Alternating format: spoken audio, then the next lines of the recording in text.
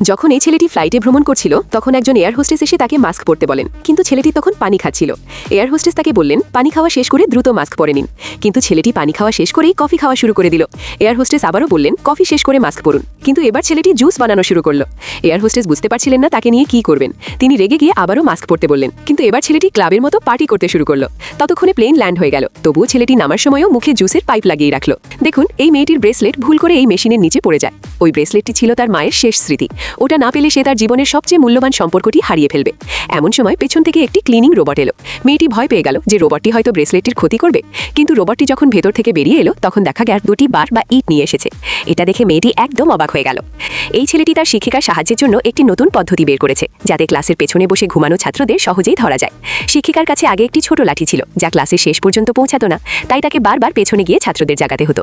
কিন্তু ছেলেটি যখন তার লাঠিটি একটু সামনের দিকে ধাক্কা দিল, তখন সেটি লম্বা হয়ে সোজা ক্লাসের পেছনের বেঞ্চ পর্যন্ত পৌঁছে গেল। মাকে ভালোবাসলে চ্যানেলটি সাবস্ক্রাইব করুন।